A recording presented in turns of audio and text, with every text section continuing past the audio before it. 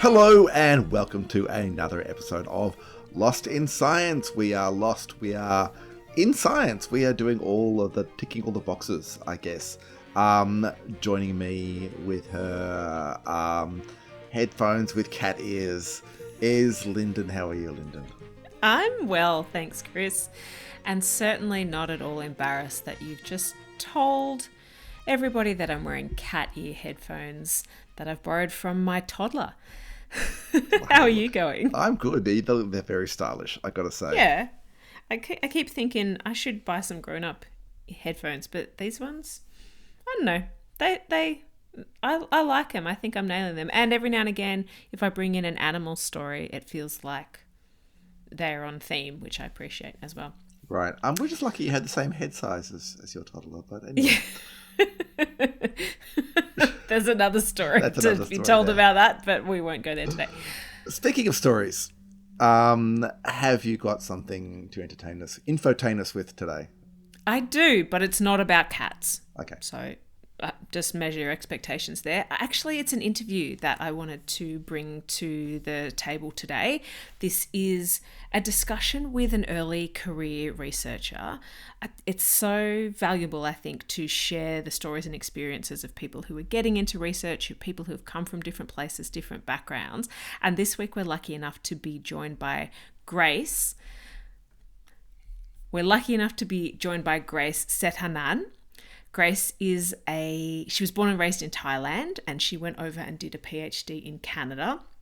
And now she's joined the Australian research community where she works at the University of Melbourne, and she is an earthquake researcher. Oh. So she is doing research that's funded by Geoscience Australia to explore earthquake hazards, essentially. She's building this amazing map of particular fault lines all across the country. And yeah, we have a really good chat about the earthquake risks that exist in Australia and how you can go about exploring them. I checked the Geoscience Australia website just before we started chatting, and there have been 6 earthquakes in the last 7 days. Seriously? Yeah, across Australia. So many people think, we don't get any earthquakes because we don't have any big, continental level fault lines, but we do have fault lines within the continent.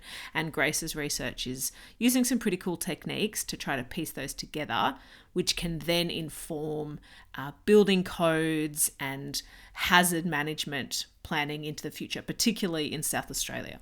Great. Yeah, you're right. I mean, people don't think of Australia as being particularly earthquake prone, but as you said, there are a lot of earthquakes. I'm sure we've all experienced them here and there.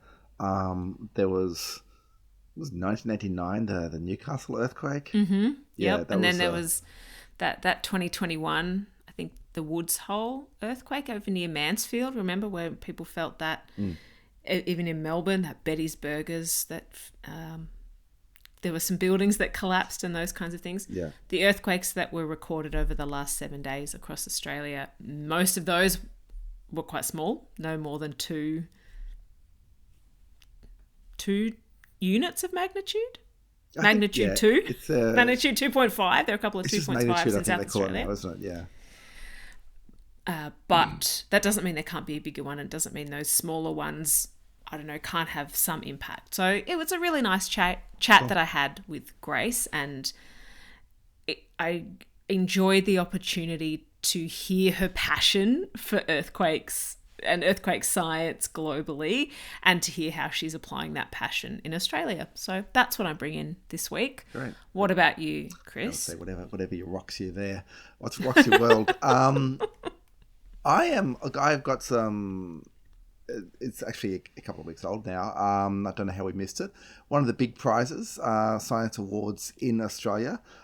We'd make a big deal out of things like, I think, the Eureka prizes and the Nobel prizes, of course, which are overseas, and the Ig Nobels, not to mention. But the Prime Minister's prizes are the official kind of glossy prizes in Australia. I was trying to think, we talk about the comparisons. I always like to call the Eurekas like the Logies of science, because I think they're that kind of local kind of award thing.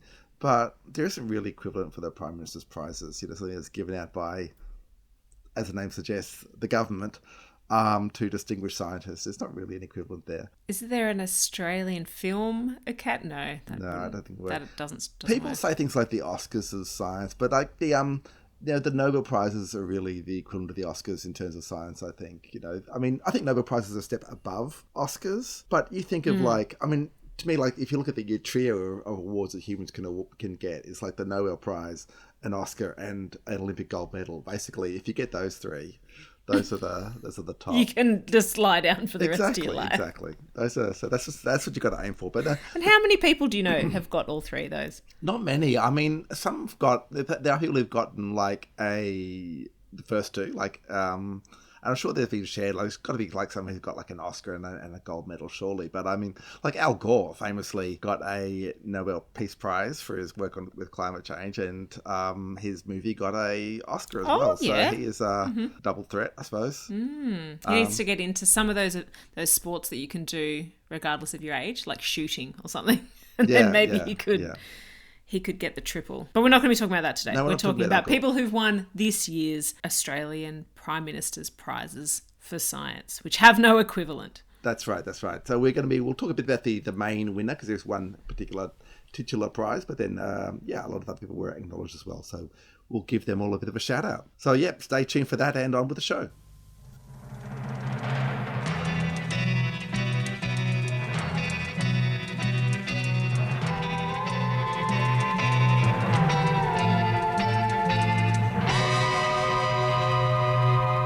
Okay, yes, you are listening to Lost in Science, and we are talking about the Prime Minister's Prizes for Science, which were awarded at the start of November.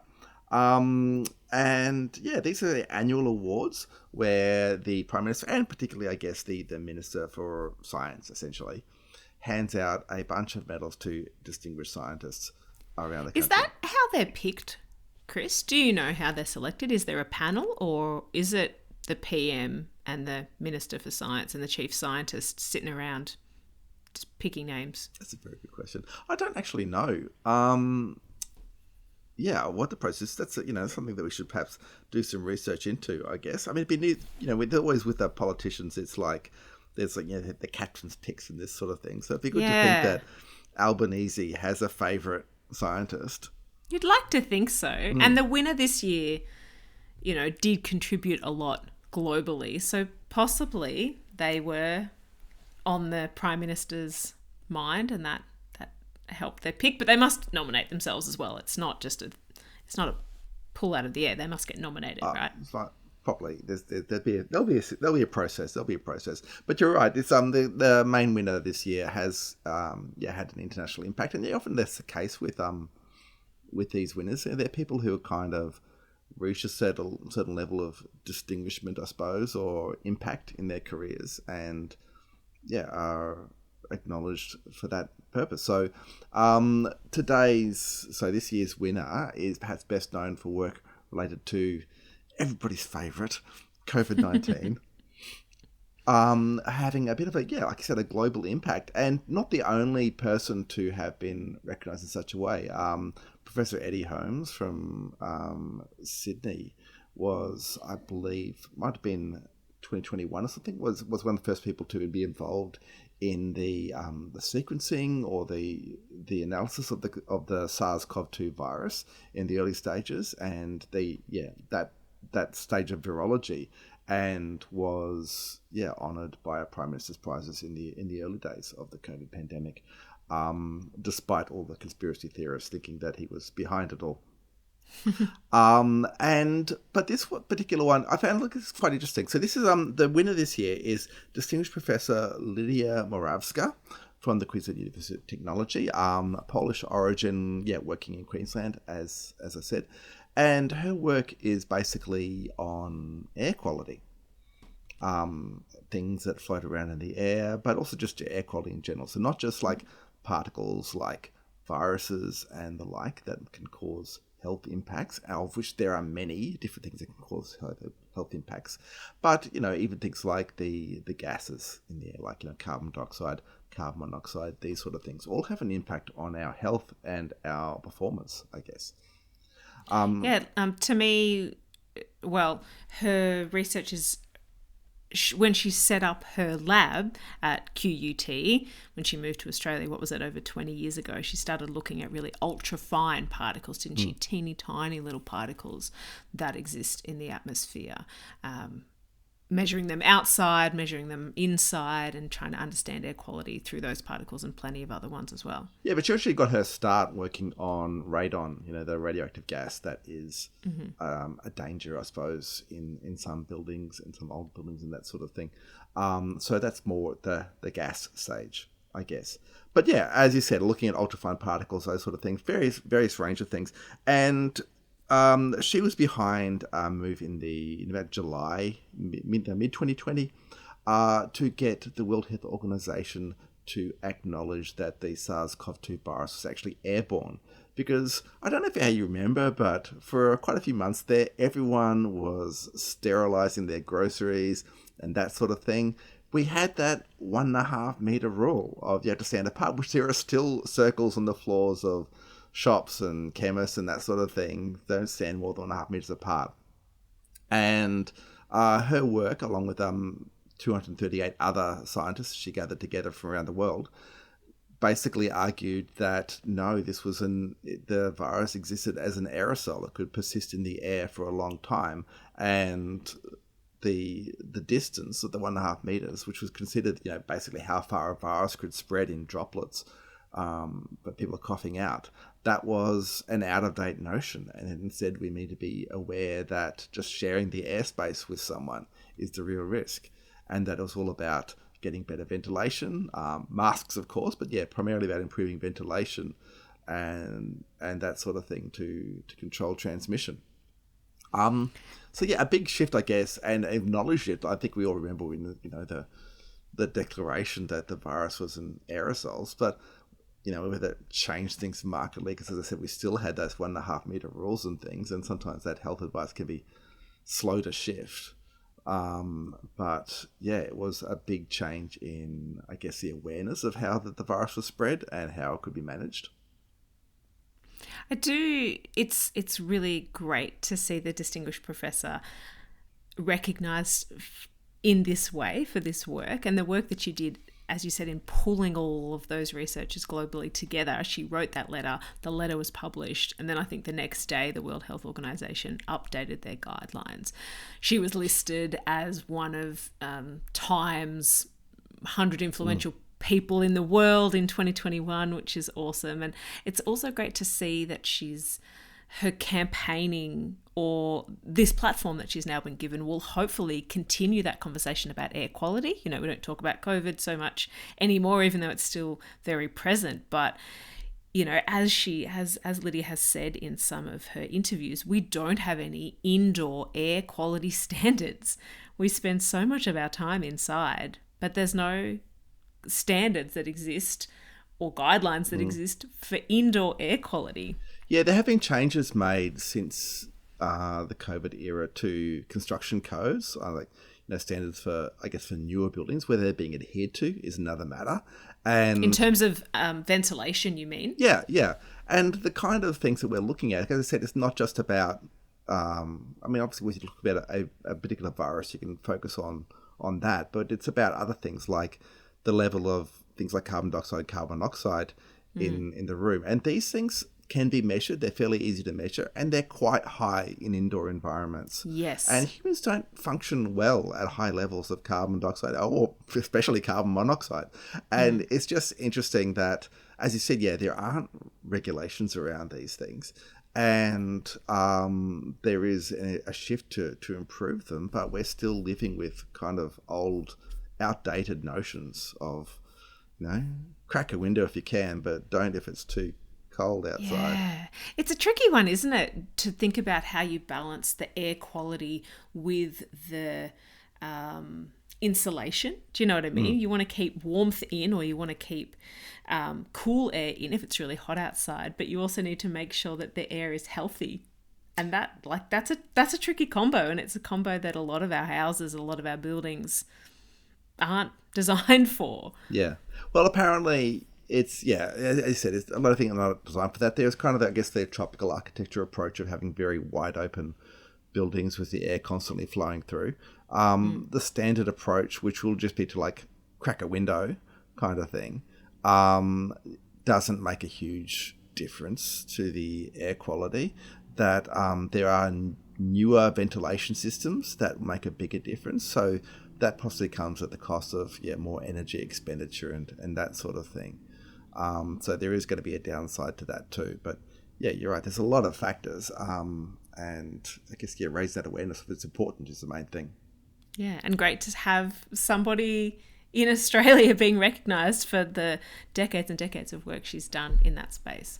A quick shout out as well to the inaugural winner of the Prime Minister's Prize for Aboriginal and Torres Strait Islander Knowledge Systems. This is the first time that prize has been awarded at the Prime Minister's Prize for Science, and that was given to Professor Michael Ware, who's a Malgana man, and he was recognised for the work that he has done in Indigenous sea cucumber fishery work. So he has he's based at Murdoch University, and he's developed this company. It's called Tidal Moon, I think, where he has regenerated this practice of sea cucumber fishing that was done in pre-colonial times, and now he's built this company up to be a viable commercial fishery where sea cucumbers are being harvested in Western Australia and being sold to the overseas market. And so it's wonderful that this sort of knowledge, I think that traditional knowledge is being appreciated in these. We're not calling them the Oscars of Australian science, we're calling them some other very distinguished collection of prizes, and to have traditional knowledge recognised in that way, I think is a really wonderful thing. Yeah, absolutely. I was amused when they said in their description, they said the Tidal Moon is Australia's first Indigenous owned and led sea cucumber fishery. I mean, the first perhaps for since colonisation, because there were fisheries for like hundreds of years there. But anyway, the traditional trades with the Macassan people from Indonesia, I believe it was. But yeah, good to see that recognised. And like I said, good to see the Indigenous ways of knowing being acknowledged there. And particularly when we are facing threats to marine ecosystems, that more sustainable fisheries are being developed in this way. I think we're lost. We're not lost. Not even any short-range radio signals yet? Except for a single, very powerful radio emission. Of course, a transmitter of that sort isn't exactly standard equipment. Science and technology must be absolutely mind-boggling. Of course, it's mostly on the theoretical side. We're so far. Across Australia on the Community Radio Network, you're listening to Lost in Science. Welcome back. You're listening to Lost in Science, and I have with me here Grace. Grace Sethanant is a researcher at the University of Melbourne School of Geography, Earth and Atmospheric Sciences. Grace, thanks so much for joining us today. Thanks for having me today, Linden. Now, your work is looking at earthquakes, as I understand it. You've been exploring earthquakes in different parts around the world, but your current research is looking at earthquakes in Australia. Can you tell us a bit more about the earthquakes that we have in Australia and what makes them different or similar to other earthquakes that we get around the world? Yes, so earthquakes in Australia is unique, I would say, because Australia, we're in a stable crust, so we're far away from those plate boundaries, but we do get earthquakes every now and then. And so it's very puzzling, like how does these earthquakes in Australia occurs? We see in the landscape throughout Australia that there are faults, which is the fractures in the ground where when two sides moves, it generates earthquake. So we have these evidence in the landscape that these mountain ridges, this linear valleys that we know probably is a fault. And so we know there is earthquakes throughout the history of Australia, but we don't actually have so much information about how big it is or how often they occur. And so that's why, like me and the team in our university, and we work closely with Geoscience Australia, we're trying to map these faults around Australia to actually quantify the understanding of, oh, if this earthquake occurred on this fault in the landscape, we can expect a magnitude 4, for example, or 5 or 6, and that information will go into an earthquake hazard assessment model that eventually feeds into our building codes, and that's what makes our community more resilient. Mhm. Mhm. When you're looking for this evidence of previous earthquakes, how do you look for those? Is that you driving out to particular parts around the country and looking Yeah. to see if rocks have moved? Or are you looking at satellite images? Are you Mhm. looking at small magnetic changes? What kind of data goes into hopefully building up a Yeah. map like this? Yeah. And in the first step, we use satellite imagery, and a lot of the work is done in the office before we go into the field and verify stuff. So we use topography data, and it gives us the elevation throughout each area. And what's really cool is now we have this technology. Well, I think it's been there for a couple of years and decades now. It's called LiDAR, or laser scanning.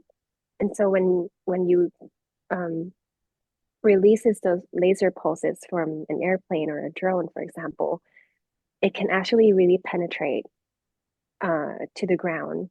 And you have a very, very high resolution topography data of the ground, and it can go to 1 meter resolution per pixel or 50 centimeter, which is, Whoa.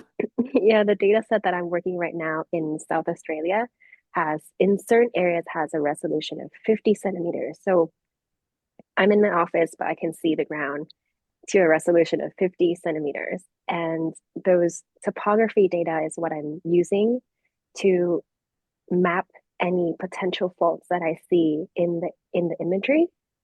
And then I go into the field and verify whether what I've mapped in my office, can I actually see them in real life? So what does a potential fault look like then in the satellite imagery and then in the Hmm. field? How do you know that you've got it right? Yeah. So a lot of times we're looking at lineaments, like straight lines. Sometimes the hills and the mountains that we see around us could be dissected and eroded, curvy. But a lot of times the fault don't really, they rupture and cut through all of that irregularity topography. That's why we see a lot of lineaments in the map that might be an indicator of a fault that can generate earthquakes. So these are And straight lines across mhm, landscapes that yes, seem a little bit like they are a fault or that they have caused an earthquake. yes. Okay. Hmm. Hmm. And there are other like features that we can look at as well. For example, sometimes we might not see any topography, but we saw two channels, two river streams, but creates a kink. So it's like Oh, a zigzag that when we see multiple streams doing the same thing in a straight kind of in this same orientation, we would suspect that, how does that river suddenly does an S shape in multiple streams next to each other? So we suspect that that might be caused to two sides of the ground shifted. hmm. And what could cause that shift? Probably an earthquake, because we might see other faults nearby as well. Yeah, Does your technique give us any information about the timing of these earthquakes? that's a really great question. So the mapping can also give us a relative sense of time. So when we map the faults, what we also want to map is what are the geologic units next to those faults?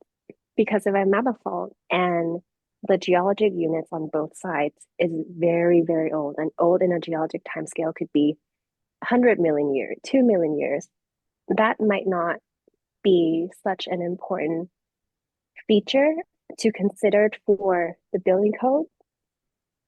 But if I'm mapping a fault feature and I know that the sediments on both sides is very young, and young in the sense is 10,000 years, for example, an alluvial fan that was deposited 10,000 years ago. That's considered very young in a geologic timescale and is considered young in the sense that we need this information of when this earthquake occurred for the building codes that is important for the infrastructure in our community. Mm-hmm.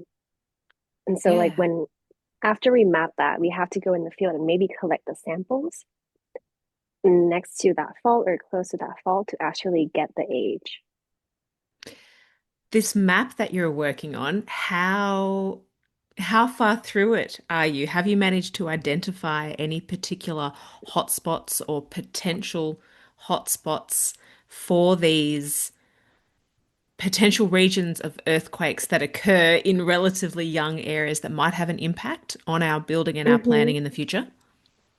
So my research right now, I'm working in Adelaide, and I would say it is a hot spot, but not to alarm the community. And I say hot spot because there is a well-known fault that runs through Adelaide CBD. It's a fault that created the hills that Adelaide CBD plateau is built on. So the city is on a fault scarp, uh, Really? a Did not landscape know that is that. filled by a fault. Yes. They don't have that in the Adelaide tourism advertisements. Yeah, uh so we know that the landscape is built by faulting, by earthquakes. And we're working closely with stakeholders in Adelaide. So the South Australia Geological Survey, Department of Infrastructure and Transport to work together to develop this updated fault map so that any infrastructures that is going to happen in Adelaide, we have the best understanding of what the earthquake could be. Oh, that's so valuable. After Adelaide, where do you think you'll be looking to next? So my next grand project is to collaborate with my colleagues at the uni to expand actually nationwide. So it might not be a targeted um, study, but I'm working on developing a 3D fault model for Australian like statewide. So taking what I understand from South Australia or collaborating with my colleagues in mapping faults in Victoria or the Eyre Peninsula side or Queensland, when we have this better understanding of these local areas of the faults, we can build this nationwide 3D fault model so that any stakeholder, any researcher, like anyone who wants to use this database can take this digestible data and use it in their research or designs for infrastructure right away. So I'm trying to create this streamlined process where I want to make all of this data like updated and then as digestible and transferable as we can. That sounds like an excellent mission. Maybe if you have to do a lot of visiting of sites to kind of validate your desk research, I can imagine that that would take a lot of time and involve a lot of excellent Mhm. road trips. Yes. And Now, Grace, trenching as well. and what, sorry? It, Trenching? trenching, what is that? Trenching is when we dig the ground. So, um, this is part of a very fun aspect in my job where we actually get to go in the field and get dirty. So a trench is when we identified a fault. We really want to know how many earthquakes has that fault hosted. We need to actually expose the ground because we want to see the sediments that are buried beneath the ground and see how much those layers have moved. So we dig probably like a 30-meter long trench, 2 meter wide, around 2 meters deep. And then we draw sketches of the layers that we see. Okay, well, now the road trip sounds even more fun, Yep, and a bit of creativity as well. That sounds great. I can I see love that my job. yeah, that sounds like a real highlight. Now, before I let you go, Grace, I wanted to hear a bit Hmm. about how you got into this job that you love so much. You completed a PhD in Canada. Is that Yes. correct? Did you know that earthquakes is what you always wanted to explore? Tell us a Hmm. bit about your career to date. Yeah, it wasn't, it didn't came to me like waking up one day and oh, I know I like earthquakes. It's very gradual. Like since I'm born and raised in Thailand, so in my high school I had the opportunity to do a project about the tsunami that hit Thailand in 2004. And that kind of slowly got me into geology or understanding how tsunami works, how earthquakes generate tsunami. And when I got into my undergrad, I did my honors in earthquakes again. And everything like naturally kind of led me to this science, this earthquake science aspect. And the I enjoy doing so much and I can see the impact that it makes to the community.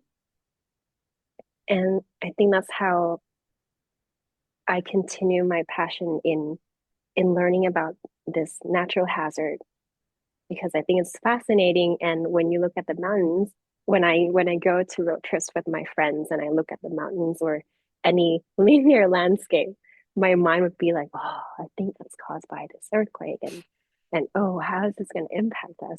So it's kind of having that lens of looking at the landscape that I enjoy learning about it and the earth processes. Yeah, I think that's what shaped me to be Grace today.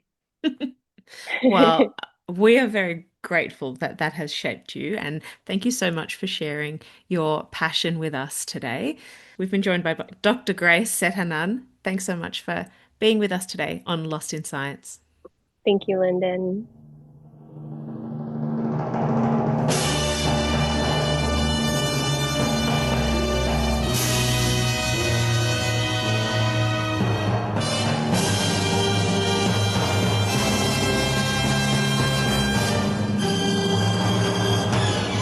And that is all we have time for this week on Lost in Science. Thank you for joining us in Getting Lost. If you have any questions or suggestions for the team, get in touch with us by email. We are lostinsci@gmail.com. You can send cheap tweets to us at LostInScience1 on Twitter, or you can find us on the ubiquitous Facebook. Lost in Science is recorded at the studios of 3CR in Melbourne on the land of the Kulin Nation and is broadcast across Australia on the Community Radio Network with the assistance of the Community Broadcasting Foundation. You can find a podcast version of the show on 3cr.org.au, or you can tune in the way you did this week when we return in our usual time slot to get Lost in Science!